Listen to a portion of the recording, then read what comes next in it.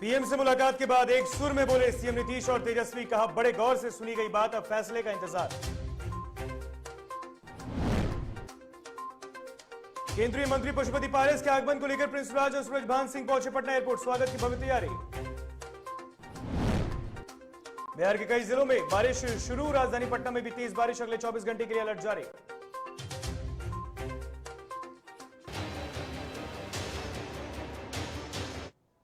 नमस्कार, आप देख रहे हैं जीटीवी भारत और मैं हूं आपके साथ ऋतिक। खबरें विस्तार से। जातिगत जनगणना को लेकर बिहार के 10 राजनीतिक दलों के नेताओं ने प्रधानमंत्री नरेंद्र मोदी से दिल्ली में मुलाकात की। बिहार के मुख्यमंत्री नीतीश कुमार और नेता प्रतिपक्ष तेजस्वी यादव ने प्रधानमंत्री से मुलाकात के बाद एक साथ प्रेस कॉन्फ्रेंस भी किया, मीडिया से बातचीत भी की। नीतीश कुमार ने कहा कि हमने बिहार की जातियों के संबंध में प्रधानमंत्री को जानकारी दी है, उन्होंने हमारी बातों को ध्यान से सुना है। प्रधानमंत्री ने जातिगत जनगणना की मांग को नकारा नहीं है। तो वहीं तेजस्वी बोले कि जब पेड़ पौधों की गिनती हो सकती है, जानवरों की गिनती हो सकती है, तो जातियों की क्यों नहीं, ये राष्ट्रहित में है। तो वहीं नेता प्रतिपक्ष तेजस्वी यादव ने कहा कि पेड़ पौधों की गिनती होती है, इतनी चीजों से बारीकी से काम होता है, तो जातीय जनगणना होनी चाहिए। और आकर के आज पूरी बात लोगों ने बता दिया, तो हम लोगों को जितना इसके पक्ष में जो भी बात रखनी थी उतना हम लोगों ने कहा है, और बाकी जरा सब लोग बोले। पीएम ने क्या बोला? पीएम ने हम लोगों की बात पूरे तौर पर सुनी, पूरे तौर पर सुनी है, सब लोगों की बात सुनी, और ऐसा नहीं है कि वो कोई नहीं सुन रहे थे, पूरे तौर पर सुना, और सब लोगों ने इस चीज के पक्ष में जो एक एक बात कही, हर तरह की बातें जो रखी है, तो उसको ध्यान से सुने हैं, और हम लोगों को उम्मीद है कि इन सब चीजों पर भी गौर करेंगे, ये करेंगे।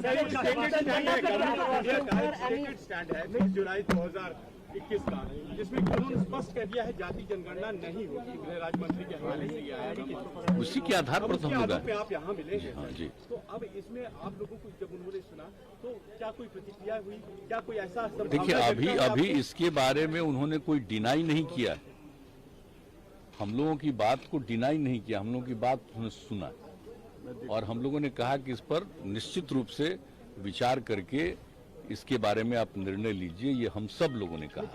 राज्यों में कई सारे ओबीसी पद खाली हैं, दलित पद खाली अफसर के खास तौर से, उसको लेकर आप लोगों ने बात की क्या?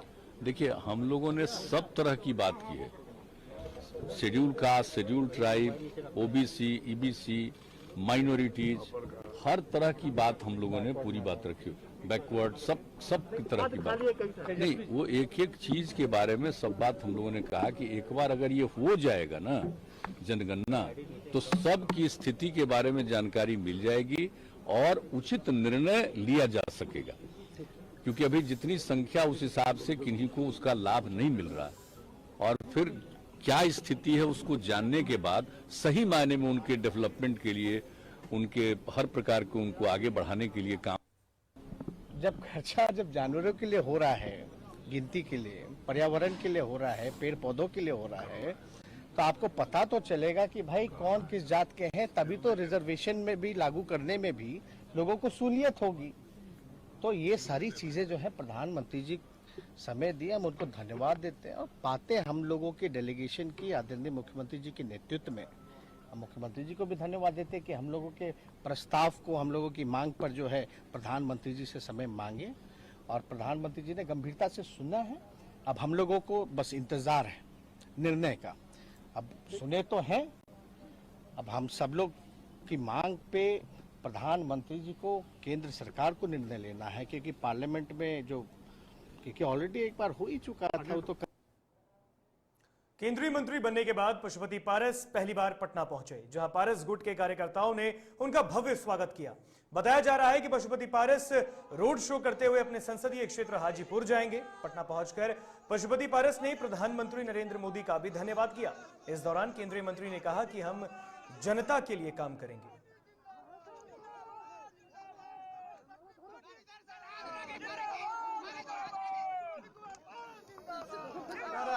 पशुपति पारस केंद्रीय खाद्य एवं प्रसंस्करण मंत्री पहली बार केंद्रीय मंत्री बनने के बाद पटना पहुंचे हैं, बिहार पहुंचे हैं, और आज पटना में उनका कार्यकर्ताओं ने भव्य स्वागत किया। इस मौके पर पूर्व सांसद सूरजभान सिंह भी मौजूद रहे हैं, उनके भतीजे और समस्तीपुर से सांसद प्रिंस राज भी मौके पर मौजूद रहे। तो आपको बता दें, आप देख सकते हैं तस्वीर पटना एयरपोर्ट की, जहां पर पशुपति पारस का भव्य स्वागत लोजपा के पारस गुट के कार्यकर्ताओं ने किया है और अपने संसदीय क्षेत्र हाजीपुर जाएंगे पशुपति पारस।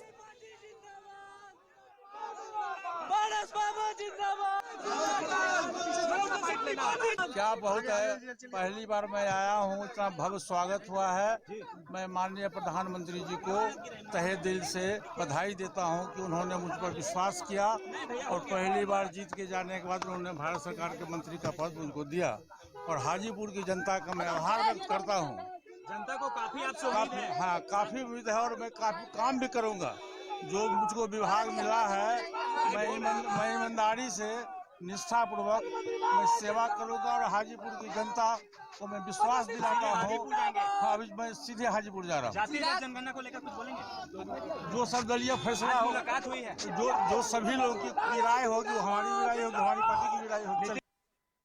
और केंद्रीय मंत्री बनने के बाद पशुपति पारस पहली बार पटना पहुंचे। जानकारी के मुताबिक पशुपति पारस रोड शो करते हुए अपने संसदीय क्षेत्र हाजीपुर जाएंगे, तो मंत्री के स्वागत के लिए पटना एयरपोर्ट पर पार्टी के कार्यकर्ता भी पहुंचे। तो आपको बता दें कि केंद्रीय मंत्री पशुपति पारस के पटना आगमन पर लोजपा पारस गुट के प्रदेश अध्यक्ष प्रिंस राज और समस्तीपुर से लोजपा के सांसद भी एयरपोर्ट पर पहुंचे। अपने चाचा और केंद्रीय मंत्री पशुपति पारस के आगमन पर वो भी पटना एयरपोर्ट पर पहुंचे थे और आपको बता दें इस दौरान उन्होंने कहा है कि उनका जो दौरा है वो हाजीपुर की तरफ जाएगा, उनका संसदीय क्षेत्र है। इस दौरान वो जनता से बातचीत भी करेंगे।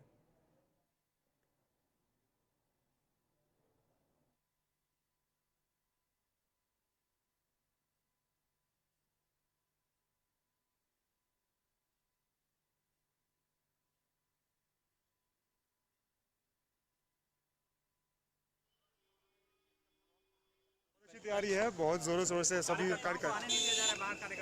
हाँ उनको बाहर रोका गया है, लेकिन तैयारी बहुत अच्छी है और अभी कुछ देर में आने वाले हैं, तो आप लोग इंतजार करिए। काफी भीड़ है, पूरी गाड़ी आगे लाइन पे लगी हुई है। आप लोग अभी जब साहब आएंगे तो आप लोग देखिएगा, आप लोग सभी स्वागत में देखिए। तो केंद्रीय मंत्री पशुपति पारस पटना पहुंच गए हैं और पटना पहुंचने से पहले एयरपोर्ट पर कई कार्यकर्ता पार्टी के वहां पर मौजूद रहे और लोजपा के पूर्व सांसद सूरजभान सिंह भी उनके आगमन पर पटना एयरपोर्ट पर पहुंचे। सुनिए क्या कुछ कह रहे हैं। कि लोगों के बहुत आशा है और उन आशाओं पर माननीय मंत्री पशुपति कुमार पारस जी खड़ा उतरेंगे बिहार की जनता। एक सवाल और है, खाद्य आपूर्ति मंत्रालय मिला है, ऐसे में नवादा है, हाजीपुर है, बेगूसराय, तमाम ऐसे जगह है, क्या वहाँ पर कितना आसार है रोजगार और इंडस्ट्री लगने का? जो भी रोजगार का जिस जिला में जिस चीज का उत्पादन ज्यादा होता है उस चीज का वहाँ कल कारखाने लगेंगे। आपको लगता है भीड़, बाहर जाकर देखिए, ये एयरपोर्ट है, चारों बगल जाकर देखिए भीड़ की। आरसीपी जी भी एनडीए के पार्ट थे, ललन जी भी एनडीए के पार्ट थे और पारा जी भी एनडीए। चिराग तक कल भी चिराग था, आज भी है और कल भी रहेगा। और बीजेपी की आत्मनिर्भर बिहार और आत्मनिर्भर पंचायत पुस्तक का लोकार्पण बीजेपी के जो प्रदेश अध्यक्ष हैं संजय जायसवाल और पंचायती राज मंत्री सम्राट चौधरी ने किया। बीजेपी कार्यालय में इस पुस्तक का विमोचन किया गया और इस मौके पर पंचायती प्रकोष्ठ के तमाम नेता मौजूद रहे। तो वहीं पंचायती राज मंत्री सम्राट चौधरी ने कहा कि अब आत्मनिर्भर बिहार की तर्ज पर आत्मनिर्भर पंचायत बनाया जाएगा। तो वहीं बीजेपी के प्रदेश अध्यक्ष संजय जायसवाल ने कहा कि आने वाले वक्त में बिहार में पंचायती चुनाव होने वाला है, जिसको लेकर कार्यकर्ताओं की कैसे मदद की जाए इसके ध्यान बीजेपी रखेगी। कि एक बहुत ही अच्छी व्यवस्था से पंचायती राज के चुनाव कराए जा रहे हैं। आज के समय में जब माननीय प्रधानमंत्री जी ने प्रत्येक पंचायत को इतनी राशि दी है कि अगर 3 पंचायतों का कुल योग जोड़े तो वह एक विधायक को मिलने वाली राशि के बराबर है और 5 पंचायतों का योग जोड़े तो एक सांसद को जो किसी समय में पहले राशि मिलती थी अब तो वो भी नहीं मिलती है, उसके बराबर का विकास केवल एक पंचायत में पंचायती राज के हमारे प्रतिनिधि कर सकते हैं। सरकार ने निर्णय लिया है कि 11 फरवरी को चुनाव से 10 पूरी की जाएगी और जो राज्य निर्वाचन आयोग ने अनुशंसा किया था, क्योंकि 2 चीजों को देखा जा रहा था कि कोरोना की स्थिति और बाढ़ की स्थिति को पूरी तरह समीक्षा किया गया। 24 को जो अगला पेज होगा उसमें मूलतः वैसे जिले को नहीं चिन्हित किया गया है जहां भारत का प्रथम है। 29 से पूरे बिहार में चुनाव की प्रक्रिया शुरू की जाएगी। उसका पूरा विस्तार से राज्य निर्वाचन आयोग आप लोगों को सूचना देगा। लेकिन यह स्पष्ट है कि लगातार आदरणीय नरेंद्र मोदी जी के नेतृत्व में देश में पूरी पंचायती राज व्यवस्था को करने के लिए 15 फाइनेंस के आयोग की अनुशंसा में पूरा बिहार काम कर रहा है। गया के दिग्गी तालाब परिसर में सामाजिक न्याय के योद्धा भारत सरकार के पूर्व मंत्री सहलोक रत्न उपेंद्र नाथ वर्मा के जयंती के मौके पर उनकी प्रतिमा पर जदयू के प्रदेश महासचिव अभय कुशवाहा ने माल्यार्पण कर श्रद्धांजलि दी। इस मौके पर जेडीयू के कई नेता मौजूद रहे। सबसे पहले तो समाजवादी विचारधारा के योद्धा उपेंद्र नाथ वर्मा जी के चरणों में हम श्रद्धासुमन अर्पित करते हैं। और निश्चित तौर पर ये जरूर कहेंगे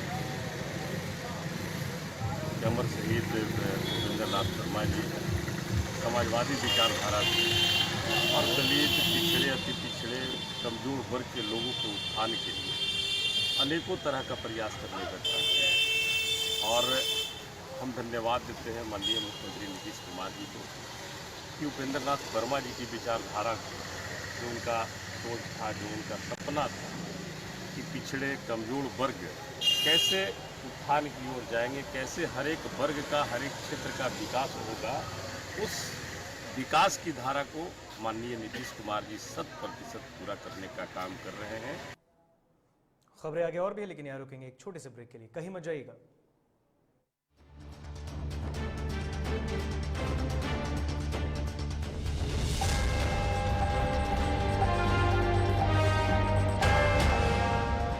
एलीट इंस्टीट्यूट। अगर आपके अंदर चाह है तो एलीट आपकी राह है। IIT हो या मेडिकल, आप चाहते हैं अपने आप को उत्कृष्ट दिखाना, आप चाहते हैं खुद को एक IITian के रूप में दिखना या मेडिकल के क्षेत्र में आगे बढ़ना, तो एलीट आपके लिए एक बहुत बड़ी ताकत के साथ आपके सामने है। आइए, खुलिए, बढ़िए, पहुंचिए। Elite institute.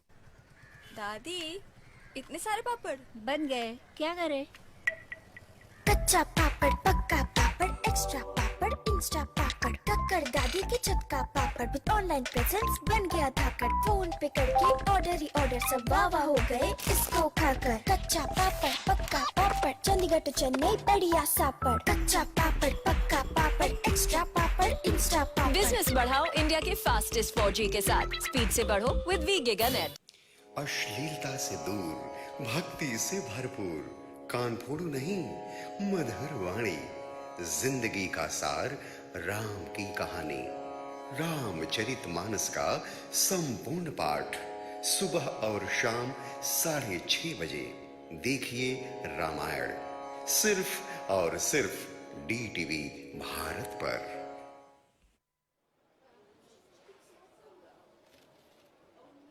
और ये रहा आपका बर्थडे गिफ्ट। पापा, बेटा ये कैसा है? ये दुनिया क्यों न समझे, मेरी दुनिया बदल गई।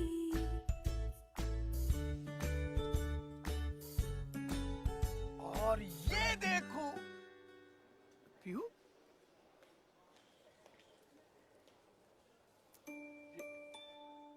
पीहू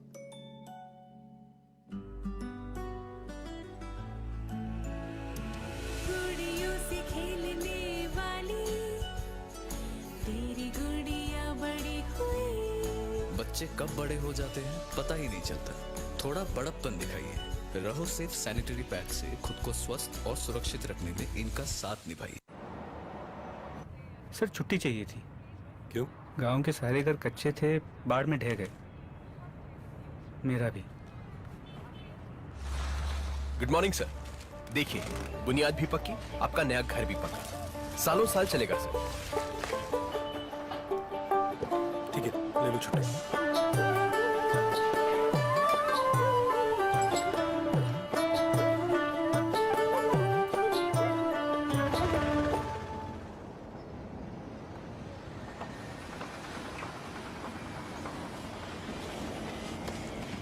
लो, हो गया घर पक्का। छुट्टी कैंसिल।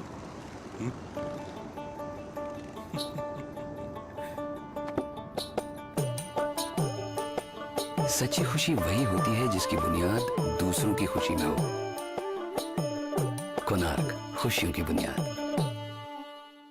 अबे गुड्डू ठीक से लगाओ बे, रिश्तेदार आएंगे तो उनको लगना चाहिए ना कि इस घर में हमारे चंदा का कितना मान सम्मान है और आज हम और हमारा परिवार कितना खुश है। हाँ हम तो आपको बताना ही भूल गए, हमारी चंदा इतने सालों बाद गाभन हुई है। हाँ और पहले जो दो खाए ना तो स्वस्थ और तंदुरुस्त कैसे रहेगी। भला हो मधुसूदन गोल्ड पशु आहार का, जिसके देने से हमारी चंदा गाभन हुई और उसको एक रिष्ट पुष्ट बच्चा हुआ। हाँ अगर आप भी अपने पशुओं से करते हैं प्यार तो उन्हें दीजिए सिर्फ और सिर्फ मधुसूदन गोल्ड पशु आहार। भाग खुल जाएंगे।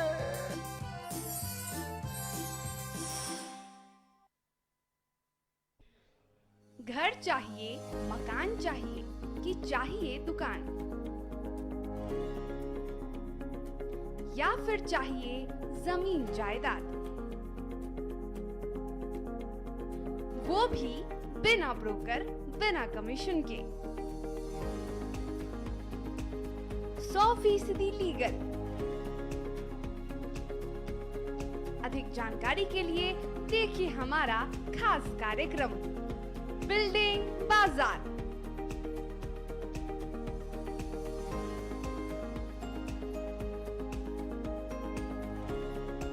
Finance expert engineer Madan Gupta के साथ सिर्फ DTV भारत पर, शनिवार और रविवार रात 8:30 बजे।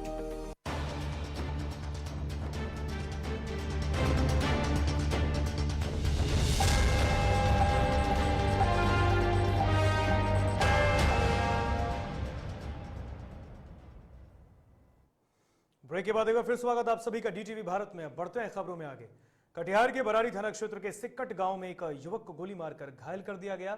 घायल नीतीश कुमार का इलाज अस्पताल में जारी है। बताया जा रहा है कि 2 महीने पहले सुमन यादव नाम का एक युवक एक लड़की को मैसेज के माध्यम से छेड़ रहा था। इसको लेकर गांव के ही भगत यादव के घर के पास सुमन यादव की जमकर पिटाई हुई और इस कारण बीती रात भगत यादव के बेटे नीतीश कुमार पर अपने साथियों के साथ हमला बोल दिया गया और उस पर गोली चला दी गई। फिलहाल इस पूरे मामले में पुलिस ने 6 नामजद और 1 आरोपी को गिरफ्तार किया है और अन्य आरोपियों की गिरफ्तारी के लिए छापेमारी जारी है।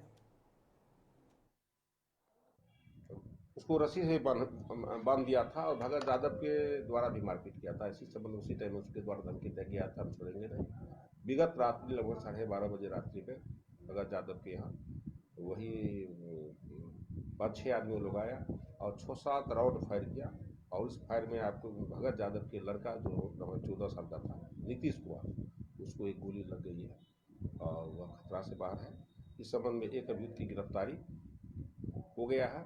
मामला यही था कि शादी ब्याह मैटर था, उसमें जो है कि थोड़ा लड़का वो हस्तक्षेप कर रहा था कि हम करेंगे शादी। यही मैटर से जो है कि व्हाट्सएप पर लड़का छोड़ रहा था। क्या छोड़ रहा था? मतलब उसका फोटो लड़का लड़की का।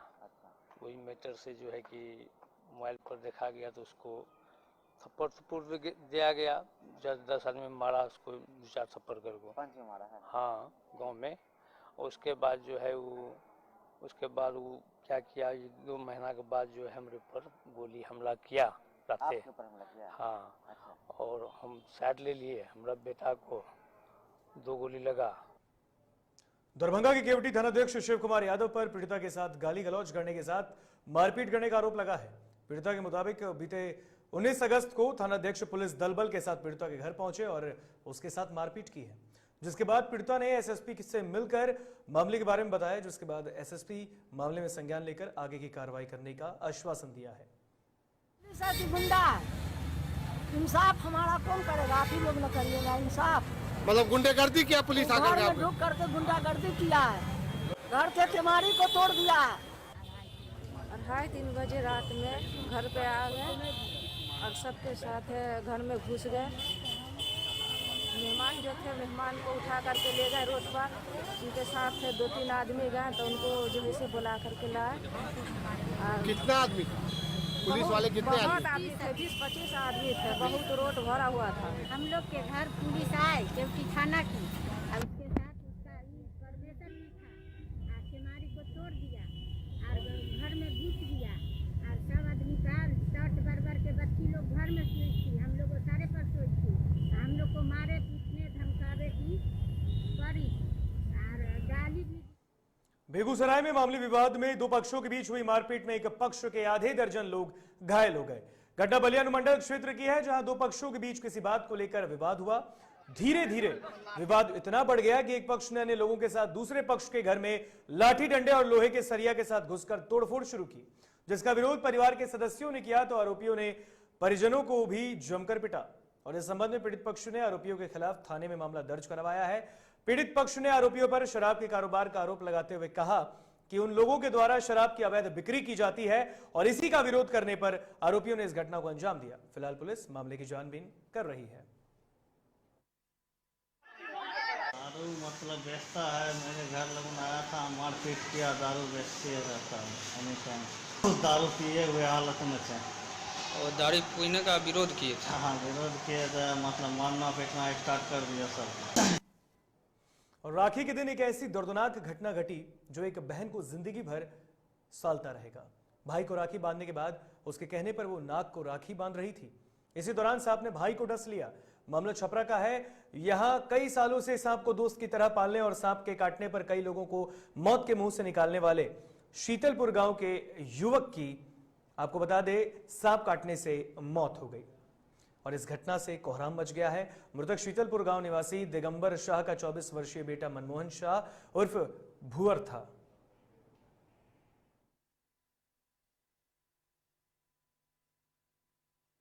और बेतिया के दुबौलिया गांव के निवासी जयप्रकाश शाह ने बिजली विभाग के एग्जीक्यूटिव इंजीनियर को एक आवेदन देकर बिजली विभाग के जेई और लाइनमैन के द्वारा अवैध राशि की मांग का आरोप लगाया है। जयप्रकाश ने बताया कि अभियंता और लाइनमैन का कहना था कि 3 फेज कनेक्शन के लिए जो व्यक्ति 20 से 25 हजार देगा उसे कनेक्शन अविलंब दे दिया जाएगा और जो व्यक्ति पैसा नहीं देगा उसे कनेक्शन ही नहीं दिया जाएगा। कनेक्शन लगा कर रहे जूना में मीटर खरीदवा दिया गए, खर्चा मांगल 10,000 रुपया दिया गए। ओकरा बाद में 3 महीने से लगभग दौड़ावत रहे। 7वां महीना में 15 तारीख के उनका मीटर दिया है, 10,000 रुपया दिया है, आज में दौड़ावते रह गए। बेतिया के पोखरिया गांव के पास गंडक नदी का कटाव तेज हो गया है, जिससे किसानों का फसल और पेड़ पौधे नदी में विलीन होते जा रहे हैं और इसके रोकथाम के लिए किसानों ने जल संसाधन विभाग के सहायक अभियंता को फोन कर कटाव स्थल पर बुलाने की मांग की है। तो वहीं ग्रामीण का कहना है कि नदी के कटाव को रोका नहीं गया तो तटबंध पर खतरा मंडराने लगेगा। तो मौके पर पहुंचे सहायक अभियंता ने कटाव स्थल का निरीक्षण किया और बताया कि आदेश आने के बाद काम शुरू कर दिया जाएगा।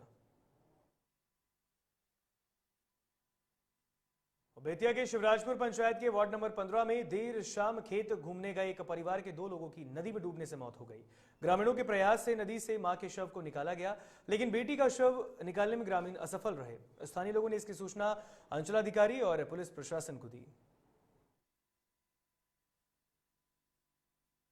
बेगूसराय में बाढ़ के पानी में डूबी बच्ची के शव को काफी जद्दोजहद के बाद एनडीआरएफ की टीम ने बरामद किया। दरअसल बलिया थाना क्षेत्र के शादीपुर वार्ड नंबर 2 निवासी मुस्कान कुमारी बाढ़ में घर जाने के दौरान अपने परिजनों से अलग हो गई और इसी जलस्तर में गिरावट के बाद आपको बता दें उसका पैर पानी में फिसला और बाढ़ के गहरे पानी में डूबकर उसकी मौत हो गई।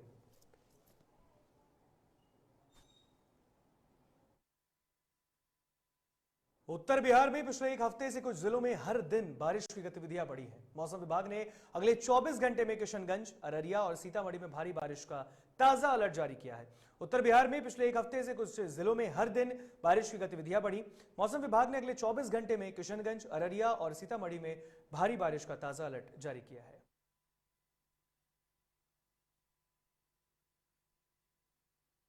पटना में मौसम ने अचानक अपना मिजाज बदल दिया, जिसके बाद राजधानी में महज कुछ ही देर की बारिश ने पटना में कई इलाकों को जलमग्न किया है। और ये तस्वीर है पटना एयरपोर्ट की, जहां आप देख सकते हैं कि पटना एयरपोर्ट का जो परिसर है उसमें बारिश का पानी घुस गया है, जो कि व्यवस्था की पोल खोल रहा है।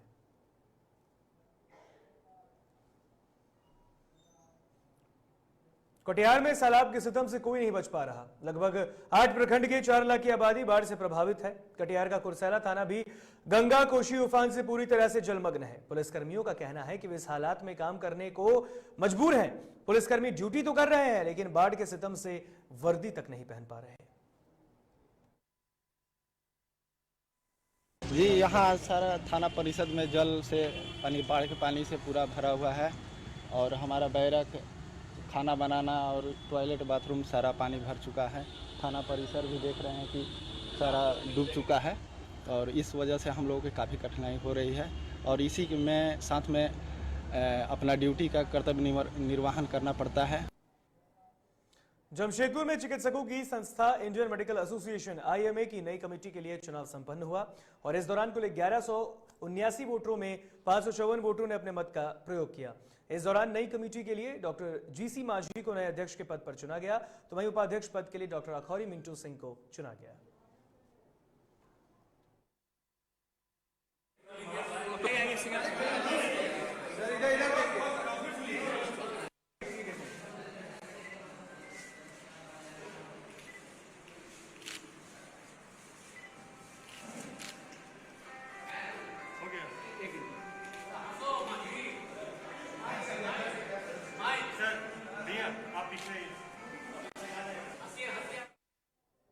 फिलहाल खबरों के सफर में इतना ही। यहाँ मुझे दीजिए इजाजत। देखते रहिए DTV भारत। नमस्कार।